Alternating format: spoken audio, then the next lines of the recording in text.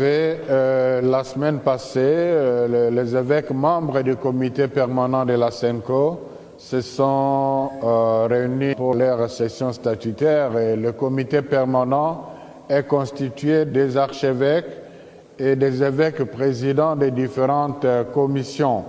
Ce comité permanent est terminé le samedi. Aujourd'hui commence la 63e assemblée plénière des évêques membres de la SENCO qui réunit tous les évêques membres de notre conférence épiscopale. Et comme d'accoutumé, le premier jour sera consacré à la situation socio-pastorale du pays. Ils vont échanger sur les réalités socio-pastorales, socio-politiques. Chacun amènera le témoignage de là où il vit.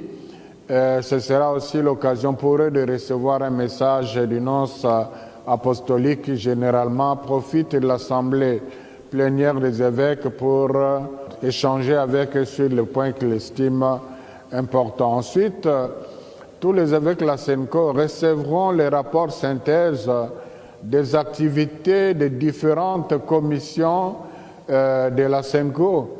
Et aussi et surtout, il y a des dossiers qui ne sont que de la compétence de l'Assemblée plénière. Et cette fois-ci, il s'agira de l'adoption des statuts de Maman catholique Bilenga Mwinda, les statuts du Conseil économique dont les évêques ont mis en place un conseil économique pour les aider à suivre la gestion de la SENCO. Donc le statut de ce conseil sera présenté aux évêques pour adoption. Ils vont adopter un guide de célébration pascale. Le fête de Pâques arrive, vous savez que les célébrations de Pascal, du point de vue liturgique, sont assez complexes et les évêques veulent mettre à la disposition des prêtres un guide pour ces célébrations. Mais il sera aussi question pour eux d'adopter un projet d'exhortation de personnes consacrées sur la synodalité. Ça sera aussi l'occasion pour eux, en dehors des rapports des commissions épiscopales, de recevoir d'autres informations sur les œuvres de la SENCO, la GEAS, l'IFOD.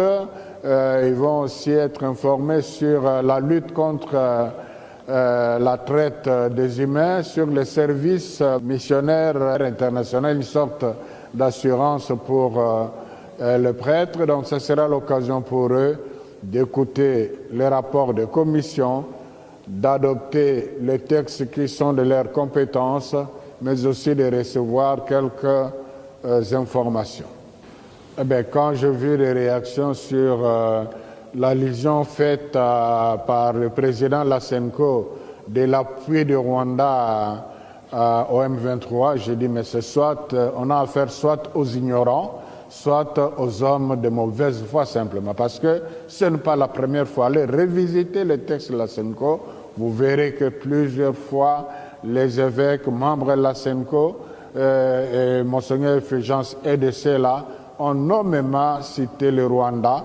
Et je crois que dans une des communications, j'ai même informé l'opinion sur le plaidoyer que nous avons fait sur le plan international là-dessus. Je dirais d'ailleurs, nous sommes la première église qui publiquement a pris cette posture-là. Donc, il faut être de mauvaise foi pour prétendre que c'est la première fois. Non, il s'agit plutôt d'une évolution pastorale. On a condamné plusieurs fois et on a constaté que le résultat attendu n'était pas là. Il fallait faire autre chose, et autre chose, c'est justement l'initiative Pacte social. Donc, ce n'est pas qu'on s'est tué, mais on est dans une autre démarche pour pouvoir donner la chance à ces dialogues, à ce consensus national. On a pris cette posture pastorale, donc il s'agit d'une stratégie pastorale et non de renier ce qu'on a toujours dit. Bonjour.